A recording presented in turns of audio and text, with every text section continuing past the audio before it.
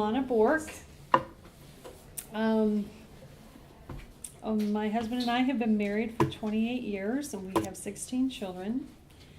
We've been homeschooling for 23 years.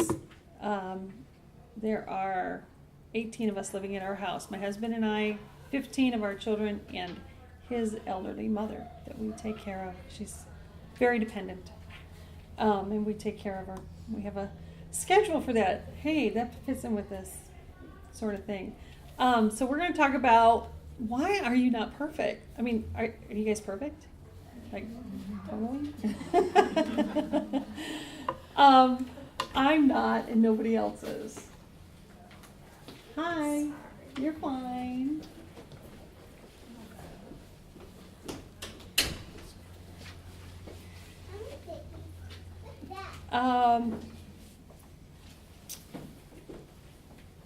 You are, even though none of us is perfect, I want you to know that you are. You are the perfect mom for your children. And I know this is a fact. God chose you to mother the children that He gave you. There is nobody else in this world who's going to do it like you do it, like you can do it, like He wants you to do it. And whether we like it or not, or whether our children like it or not, that's the way it is. He chose you to mother the children you have, and He chose your children to be your kids. Whether you like it or not, this is the way it is. And so we might as well enjoy it. We need to find the joy in being our children's mom and being that teacher, because whether we homeschool or not, we all teach our children. We're all teaching them. And it's very important to find the joy in that God wants us to have, because, don't be miserable. You don't want to be miserable all your life. And it's a privilege and an honor that God has given you to fulfill. It's in His will. It's part of His destiny for you, and part of His destiny for your children is to be blessed or suffer through your parenting. So we might as well make it as best as we can, even though we all know we're not perfect. And things are just not going to be perfect because we live in a fallen world. And this is what we have to deal with.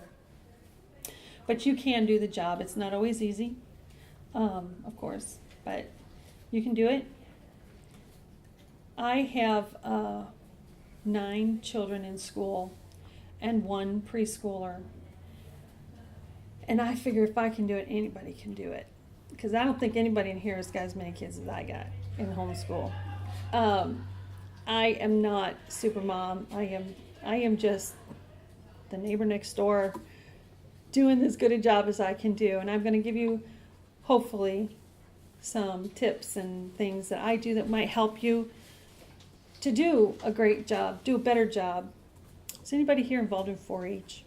We just got involved in 4-H this year. Their motto, one of their things, is to make your best better. And I hope to help you with that today. I am full of common sense. Nothing that you hear from me is rocket science. It's just normal, everyday common sense. So I hope you're not disappointed that you're not going to hear some magic formula that's going to make everything all perfect and all wonderful. But it's just a lot of common sense. You need to simplify your life. If you have too much going on, if you're trying to be perfect, did you give them one of those flyers? Oh, give them one of those flyers. It's just an outline of what I'm speaking about. You want to simplify your life. You want to get as much complication out of the way as you can. One of the ways to do that is to not try to be perfect in every area. You want to be the best you can be in what God has given you, which is raising your children and loving God as your Father.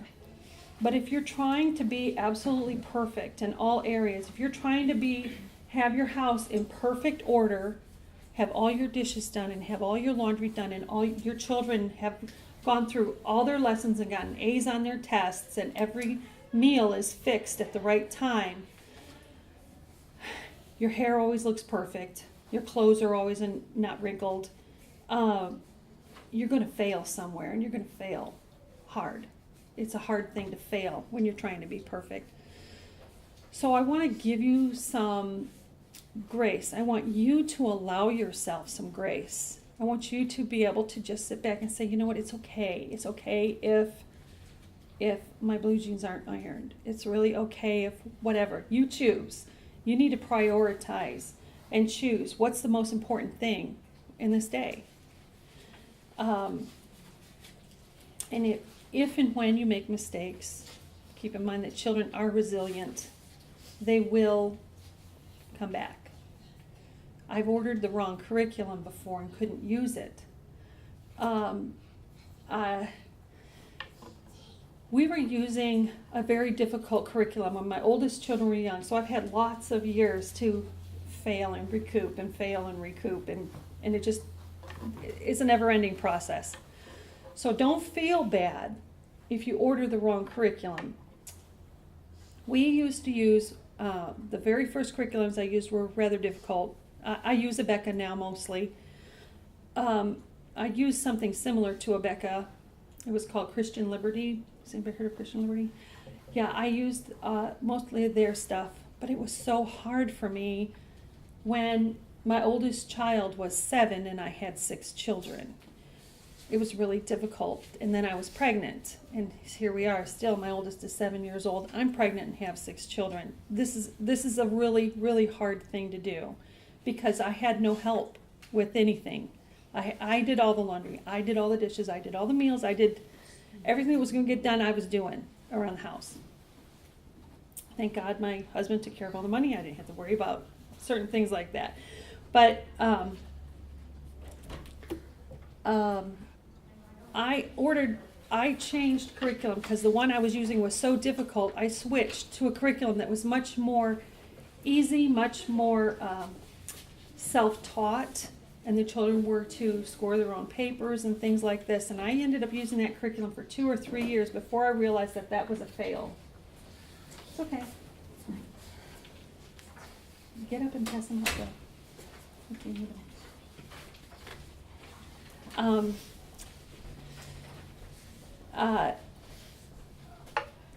It ended up my children really didn't learn hardly anything for 2 years. They didn't even progress 1 year's worth of education. So I decided I had to do something different. They were cheating their way on tests and things like this.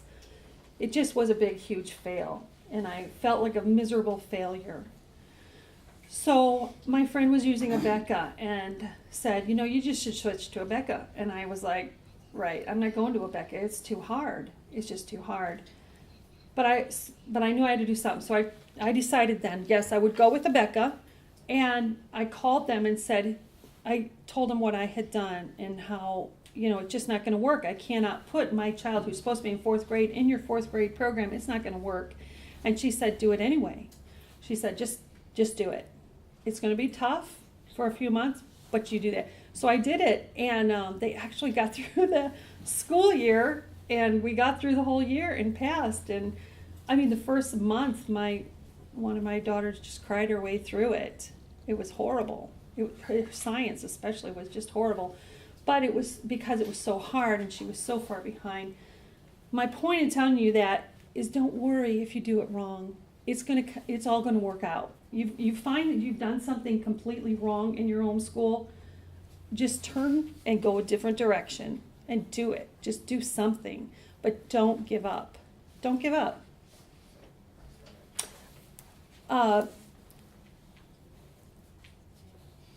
And don't get your children or yourself over involved in things. Church is a really good one to get over involved in, but you're just going to have to say no sometimes. You have to look, your ministry right now is your home. It's raising your children. You don't want to get over involved in anything. There are just so many places let me put it this way, the devil wants you to fail. It's the devil who wants you to fail. God wants to see success. The success is in him. And so if you're in the church and you're getting pulled in all directions, it's not a failure if you say, I'm sorry I can't teach Sunday school this year. Because I can't dedicate my whole self to it right now. I just can't do it. That is not a fail. A fail is to say, yeah, I'll do it, and try and not succeed. That is the fail. So it's really important to examine what we're doing and not be overachievers for ourselves or for our children. We don't want to get them involved in too many sports or this or that. You've really got to step back from that stuff because there's so much outside stuff. I mentioned at the beginning about 4-H. This is the first year we've ever done 4-H because I'm just so afraid of overburdening the children with something and myself, because then I get stressed out. And what do I do when I'm stressed out? I start yelling and just go haywire, and I get ugly. And we just can't have that in the house. We need peace and we need love, and we don't want to try pushing it. We don't want to over involve ourselves or our kids in whatever, whether it's church activities. And I keep mentioning church because it seems like such a good and wonderful thing to do, which it is. It's God's work, but God's work first. His first work was he made man, and then he made a woman, and they had children, and it was the family. You've got to keep your family together. You've got to keep your priorities straight. Which brings me to, let's see. You need to keep that in mind, your priorities. When you're, God is first. Your relationship with him is everything. Because if you miss that, you've missed it all. I don't care what your house looks like. If your house is perfect and all your neighbors think you're wonderful, and the PTA or whoever thinks you're a great person, doesn't matter. If your personal relationship with Jesus Christ is not right, it needs to get right. And I hope I don't offend any of you by saying that, but obviously I'm a Christian, and this is how I live my life. Your second priority is going to be with your husband. You have to make sure that your relationship with your husband is in order. It's good according to God's plan. God's plan is that the wife submits to the husband, and the husband is the head of the house. And whether we like it or not, that's God's plan, and that's the way he made it. And your husband cannot lead if you do not follow. If he says something and you say, that isn't right, you're wrong, this isn't the way it should be, if you're constantly giving negative feedback to him, he's just going to stop talking. He's going to stop leading. And we have to support him. Actually, we are so powerful in being able to make a great man. If we just support him and help him with what he needs to be, the more we lean on him, the more of a man he's going to be. The more we submit to him, the bigger the man he's going to be. He'll be a great man. What does it say in Proverbs 31 about the woman, her husband sits in the gates? He was in a respected place. The people there respected him because his wife supported him. Anyway, I know it's not a Bible study about this, but that, I'm telling you, this is how you're going to keep your house in order and help things stay in order. Is you've got to have a healthy relationship with God first and your husband second. And also nurture that relationship with him. Nurture that. Do your best to spend time one-on-one, getting to know each other. And remember, why did I marry this guy anyway? He's, such a jerk. No, I don't know what happened to him. But there are things about our husbands that we were really drawn to that in the long run, you turn into, I don't like this anymore. But you got to remind yourself of what it is that drew you to him in the first place. Okay, then you've got to have your relationship with your children in order. And you've got to nurture that relationship with each one of your children. One way that I do that, and having so many children, I try to spend individual time with them. We have a system where each child has their week. Whose week is it now? Silas's? I don't remember. It's gonna be mine. Oh, yours No, tomorrow. Hannah's tomorrow. Okay, well anyway, each child has their week. And the reason we do that is because I got so sick of hearing all the arguing about, I'm sitting here, it's my turn to pick the movie, it's my turn to pray at dinner, it's my turn, it's my turn, it's my turn, I'm supposed to do this, that, and the other thing. Whoever's week it is gets the priority. They get, you want to go grocery shopping with me? I'll take whoever's week it is with me. Because I cannot go I seriously can do this. I can take 6 children under the age of 7 or 8 grocery shopping. I can do it. It is no fun. And my brain shuts off because of having to keep them in order.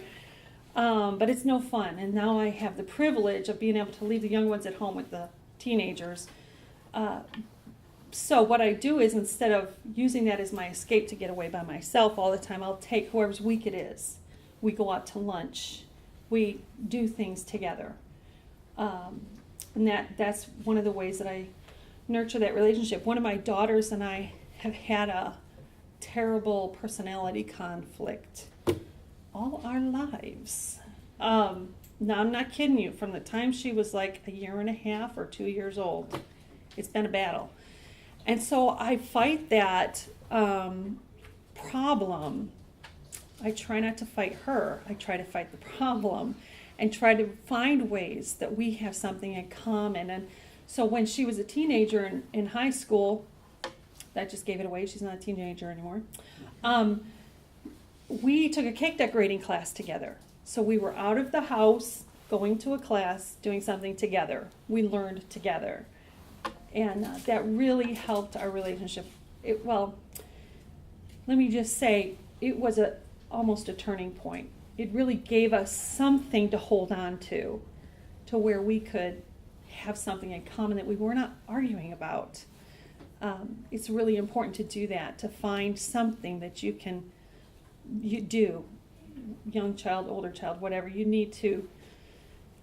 And just because they're our children and they're sweet and we love them to death doesn't mean we're not going to have personality conflicts, especially when you have a lot of people in the household. There's going to be that issue, and of course the devil wants to take down the family.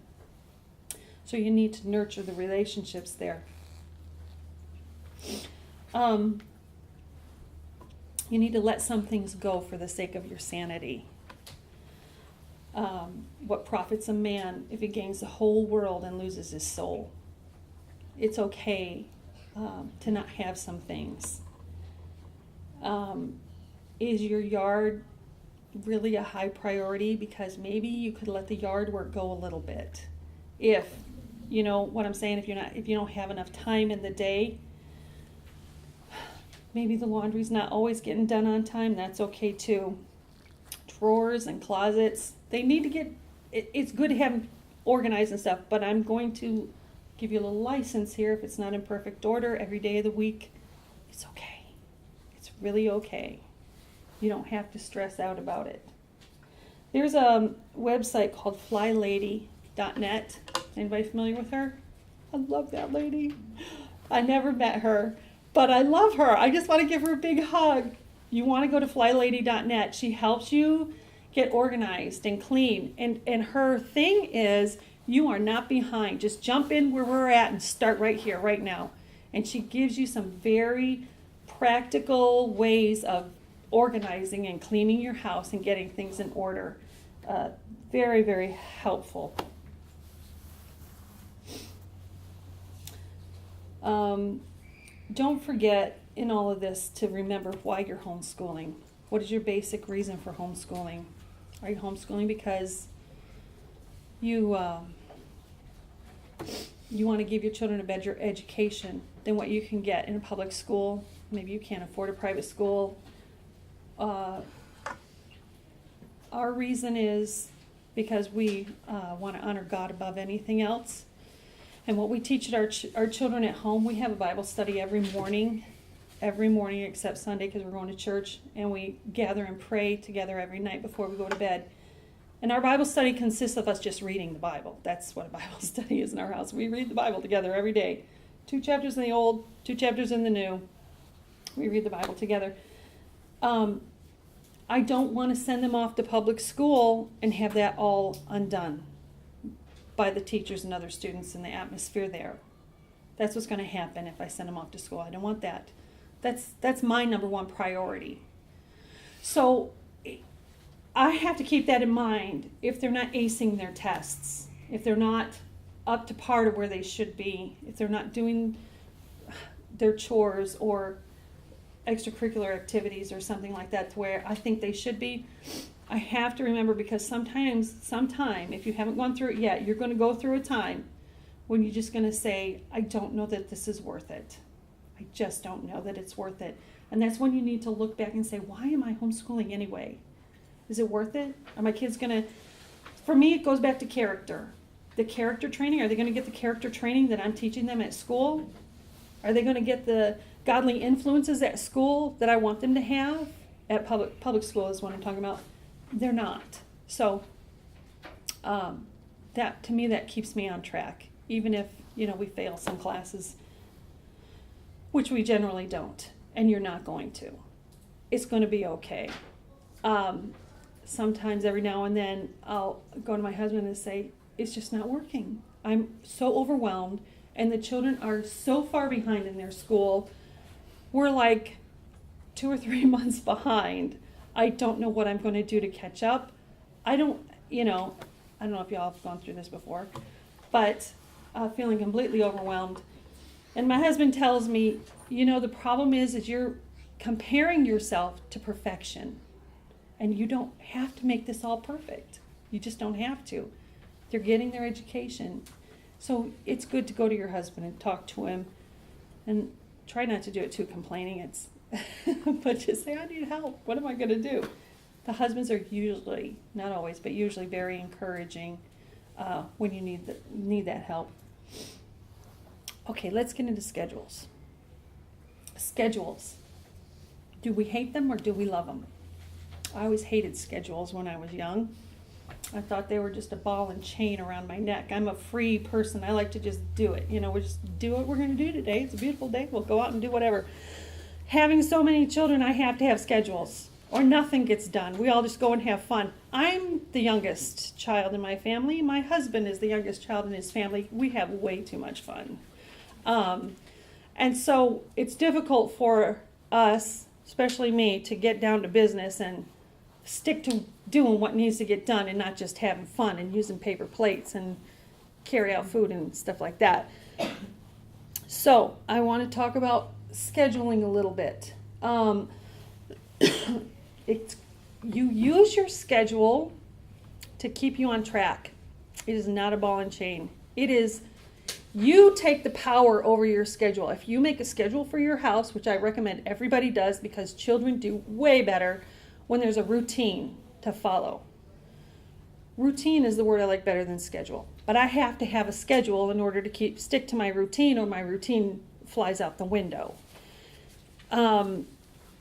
We get up at 5 o'clock every morning at our house, and then the kids go back to bed a lot of times, because we read the Bible before the first person leaves for work.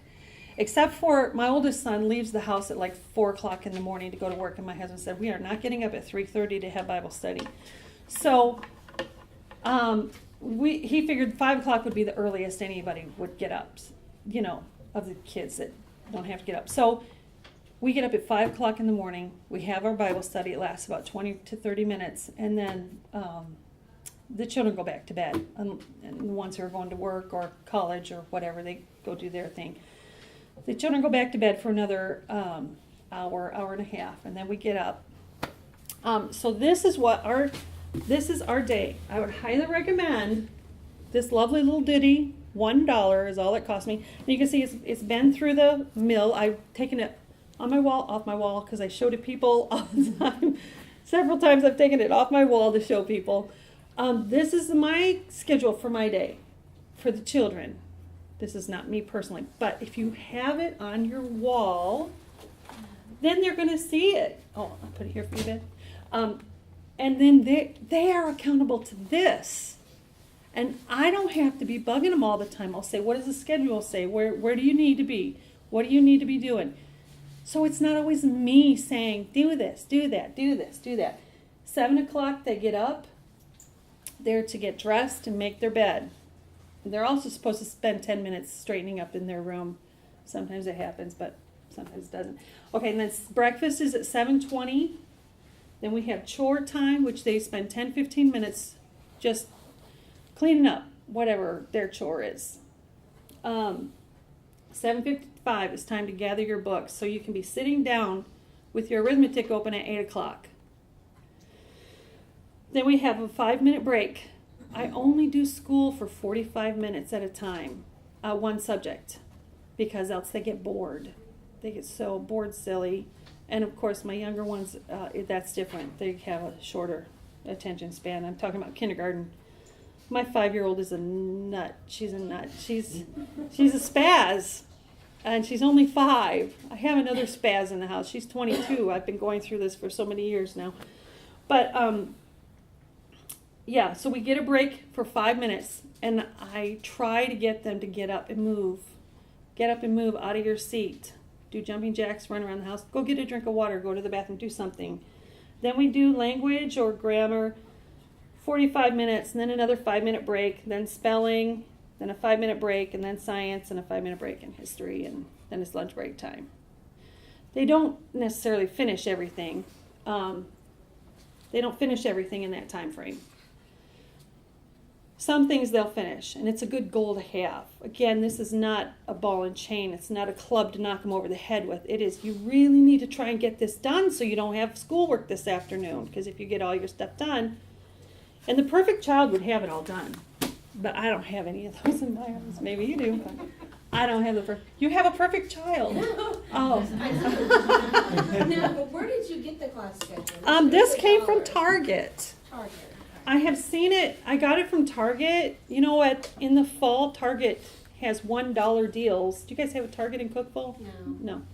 I go to Mount Juliet to Target there. But in the fall, I mean, it might even be worth a trip out there for you, because in August, Target has loads of school things for $1 a piece, like this, that I find invaluable. And it's a dry erase. It's coated. It's a dry erase. I've seen them at the Dollar Tree before too. But you know, the Dollar Tree is, you get it or you don't get it. It might be there, it might not be. So that's basically what our day looks like. Let's see. I discussed in our other class about how to schedule meals. So I'm not going to go into that right now. The children for school do. This is also $1 from Target or the Dollar Tree. You can get something similar to this. The covers always are changing, but what's inside is always the same. It's a lesson plan book, and it's actually geared for teachers. It's only $1. It's geared for teachers, but this is what it looks like on the inside. Kindergarten, first grade, I do this for the children. Starting in about 2nd grade, I help them fill it out. The older kids do their own. Well, like my high schoolers, I don't give them this because this is babyish, but we have a different schedule thing. Here, it's the days of the week, Monday through Friday. Up here, it says subject, so we'll put math up here. We write the word math, and for Monday, we fill this out on Sunday. It's supposed to be filled out on Sunday. What pages or tests or what lesson number, whatever you decide, however yours works, they are to write in here what they're going to do for Monday. This is how it should work. If they need help doing it, you help them do it. But the idea is to get them to be more independent. They're going to write down what they're going to do for math on Monday. And the same with, I go by this schedule. We do arithmetic and language and spelling and science and history.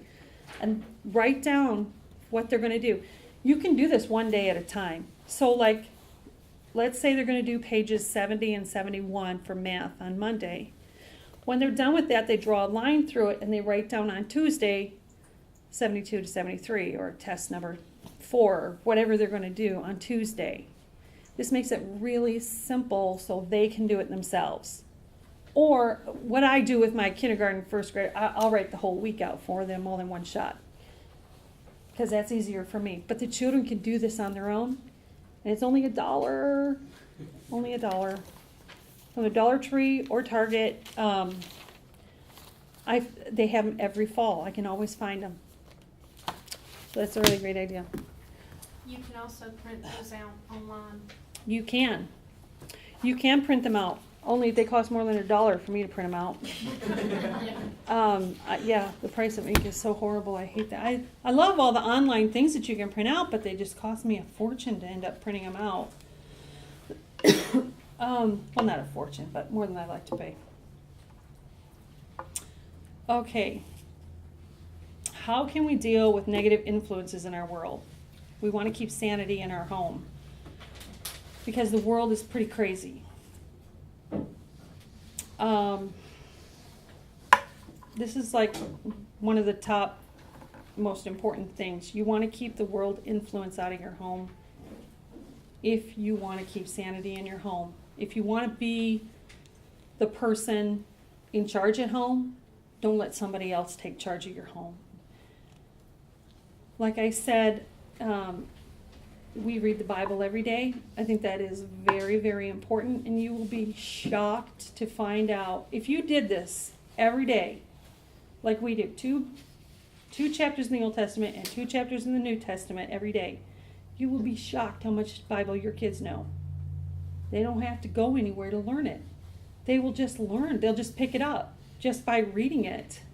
They were at, having lunch with a PhD in Vanderbilt, who's right now the chair of pharmacology, and they were having a religious debate with him, and he would say, when they would say, you know, but this is what the Bible says, he'd say, well, I'm not a religious scholar, so I don't know. Yeah, it was wasn't that not a pro-life issue. It was a creation versus evolution issue. He's a professing Christian, and he believes in theistic evolution. That's that God made evolution. And my children were saying, well, that can't possibly be true because it was done in 7 days, and here are evidences, and they were listing them out logically, and it's just hilarious. You're shocked. You'll be shocked at how much your children will learn just by reading the Bible. You don't have to do any expensive or elaborate Bible studies or catechisms or whatever. Reading the Bible is an awesome thing to do. And praying together. Okay, my next one, my list, I'm like hesitating to say this because it really hurts people when I say this, but you need to get rid of your TV and cable. That is like a sewer pipe right into your living room, in my humble opinion. There's just not anything on there that I really care for. We get DVDs and we have VHSs we pick up from Goodwill still. But we just get religious, not religious, it's got to be biblically or it's got to be a Christian movie or educational. It has to fall into one of those categories. But seriously, whose influence do you want in your house? Who do you want influencing your kids? You just really need to examine that. And you really need to examine it. If you've got TV in your house, it's not. Who's putting together these things that are on TV? Are they good, godly people? Are they the pedophiles in Hollywood? Do you really want the pedophiles from Hollywood corrupting your children? Because they're going to do it very sneaky. Anyway, I'll get off that subject. And don't forget that you have the power to say no. You're the mom. You can say no to anything. You have the power. You have the power. Don't forget that. You have the power to say no. Just don't forget it. I mean, seriously, sometimes I lose track of that. And run around scrambling, trying to make everybody happy. And it's like, I don't have to make everybody happy. I'm the mom. It's okay. You guys, this is the rule. This is what we're going to do. And if you don't like it, that's too bad because I'm the mom. And when you're the mom, you can make your rules. But until then, God, I pull this one on my kids. God put you under me. God is the one who made me the mom. It's not my fault. That's the way it is. Would God approve of the way you're raising your children? It's another thing to keep in mind. Because like I said before, that's the first priority in your life, is God approving. Would God approve? again, like I said, perfection in that is not what I'm talking about. I'm talking about, are you teaching them to love Him and to love His Word? Are you teaching them to honor and respect authority by honoring and respecting your husband? Are you being the example you need to be? And are you saying no to things that God would say no to? Okay, let's move on to chores. You need to have chores that are age appropriate for the child. But it's amazing how much children can do.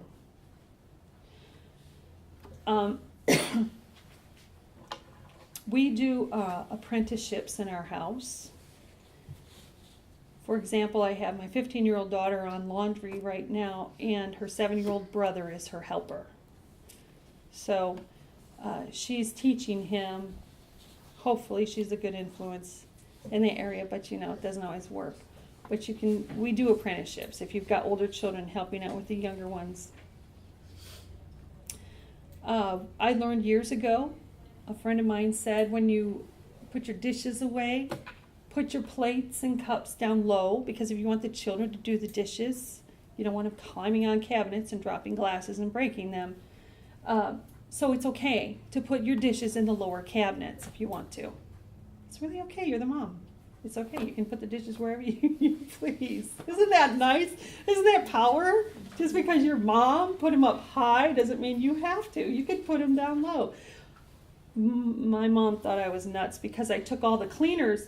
I was raised with the cleaners under the sink. They're not under my sink. I don't put cleaners under my sink. I have too many little children. I have other things under my sink, but I have my dishes down low. And she's like, you're all mixed up. You've got your dishes down low and the cleaners are not where they go. What are you doing? She thought I was crazy, but it was okay because it's my house and I'm the mom. It's totally okay. You need to inspect the chores. It's also, I don't do like the chore chart just because it's too much work for me. It's just too much work for me. I don't know. Can anybody understand that? It's supposed to be a good thing. You make the chore chart and write the names and the chores you're supposed to do and give them little stickers. And this really works really well for some people. Just for me, it just doesn't work. It just doesn't work for me. Because I don't keep up with it. I don't keep up with making sure they got their stickers. But you do have to inspect things. You have to inspect. If you don't inspect it, it's probably not going to get done right. And you have to make sure that things are getting done right. And don't forget to praise your kids for all the wonderful things that they're doing and how beautiful it is. Even if it's not perfect, you got to keep in mind the age appropriateness and what you can expect of them. And don't be afraid to go back and say, you know, I have a 17-year-old son. You need to go and wash the table again. It's really not clean. I said clean the table. I didn't say wipe it off. I see you wiped it. Wiping is good, but you've got to clean the table. You can't just wipe it off. And do we give allowances? That is so individual for people. We give allowance. We don't give hardly any. We just don't give hardly any allowance just because we can't afford it. Some people don't give their kids allowance at all because you're part of the family, you're going to work, and they can earn money doing other various chores and things, but that's very individual. So we don't give too much money for doing chores. All right, I want to talk about homeschooling several grades at one time. I really like unit studies for some subjects. I can't do unit studies for everything because I get off on tangents and I don't come back to where I need to be focused. So I use Abeka to keep me focused on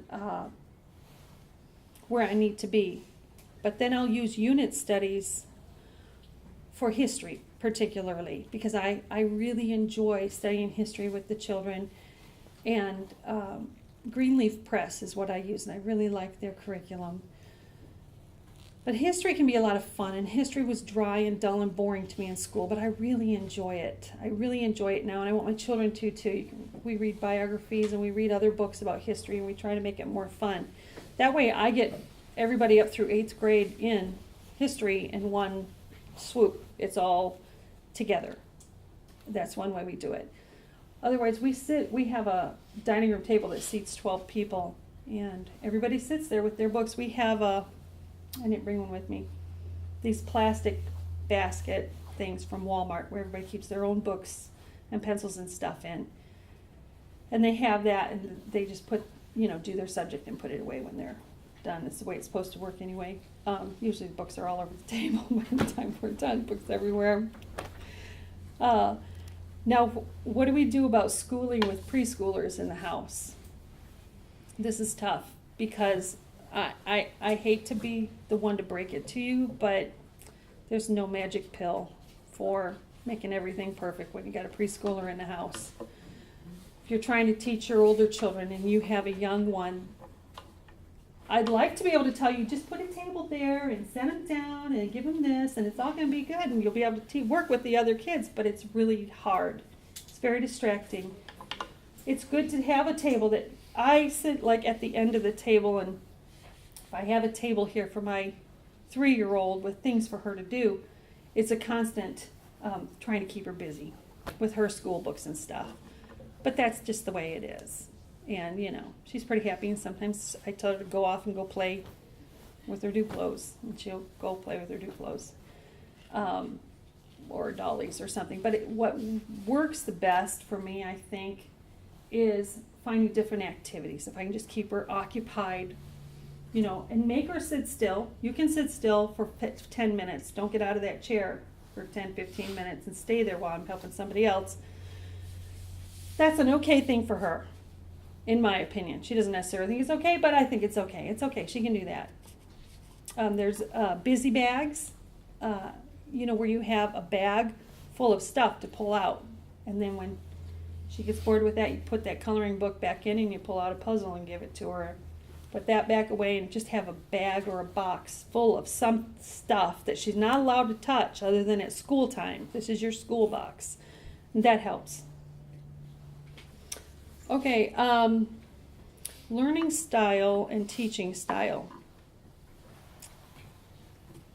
As far as I know, there are 3 basic ways of learning styles. There's the visual, where the child learns better by seeing or reading. You got auditory, where they learn better by hearing, by listening to lectures and things like that. Then you got kinesthetic, with the hands-on.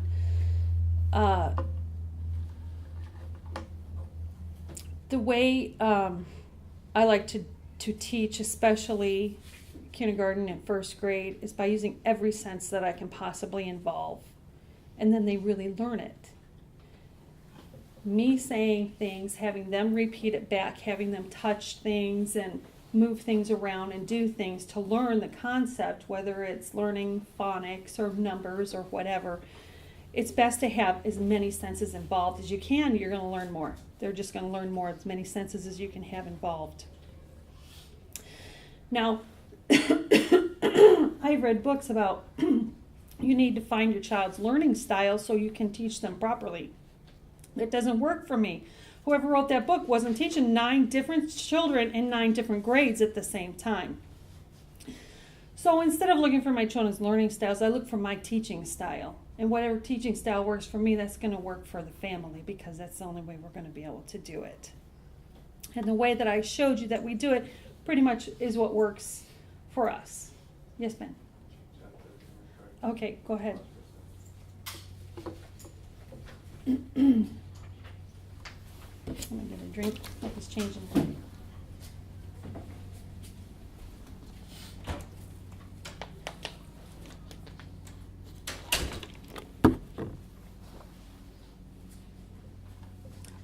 Are you ready? Okay. There are some things to try when you come across a subject or a student that's really having trouble catching something. One time I had one of my boys was really having trouble with his math.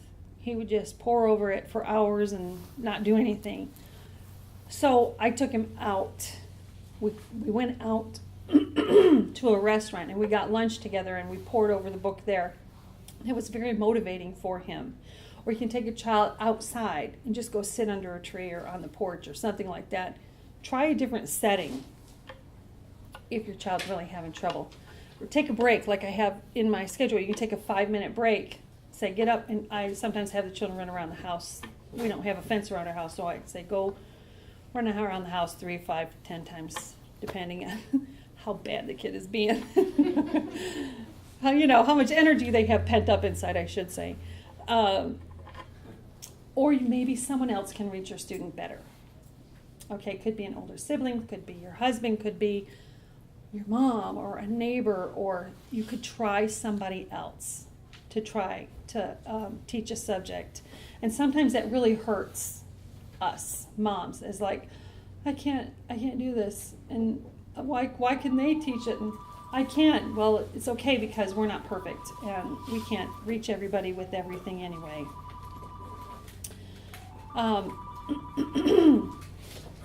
Mhm. That's all right. There are several types of different curriculums. I mentioned Abeka, Bob Jones. They're very structured curriculum. They have everything set out for you. You can take tests. I mean, everything is set there. You buy the teacher keys, you buy the students, you buy the teacher keys, you get the test books, and you're all set. And everything's right there for you. Then you got unit studies, which is much more free-flowing. There's Greenleaf Press I mentioned, there's Konos, there's Amanda Bennett, there's all kinds of things you can get. Yes, Ben? We use some of the Knotgrasses for Yes, Knotgrass unit studies for history. Knotgrass is here. Oh gosh, they have great stuff. If y'all are not familiar with Knotgrass, Mary Evelyn's down there. She's written some of their stuff. Well, they're great people anyway. I met them a few years ago. They love the Lord. They're great people. But if you haven't looked into their stuff, they do more along the lines of junior high and high school history stuff. It's really good stuff. There's also classical and unschooling, which does not work for me because I'm way too unschooled to unschool it. We wouldn't do anything but play all day. Then there's tutorials. I see some of them are down there also. Tutorials where you can join and go to school once a week with other homeschoolers and get your stuff. And then you have other people teaching your children, which really is takes pressure off of you because they're accountable to somebody else to turn in their stuff, which is a nice thing to do. We don't do that though. And then there's online classes. There are some online classes and your own example, your own knowledge. You have things you can teach your kids. I mentioned in my other class, my husband and I teach music to our children because we can do that. We both read music and know music theory and stuff. There are things you can teach your kids. And so don't forget to look to yourself for that resource. So in conclusion, I just want to say to keep in mind why you're homeschooling, and keep in mind that you have the most important job in the world, in my opinion, and that's raising up people for the Lord, raising up people to make this world, our country, a better place than it is, because look at the authorities we have right now, and it's really pretty sad. Jesus is our only hope, really. My mission field, I don't know if I mentioned this, but I believe my mission field is my home. My home is my mission field. And I'm going to send these people out into the world, and hopefully they're just going to tell people about what they learned at home, that God loves them, and that God wants them to love Him back. And that's it. That's all of life. So let's get that in our kids. It's more important than getting all A's. Nothing more important than loving God with all your heart, soul, mind, and strength. And that is the only thing we need to be perfect in.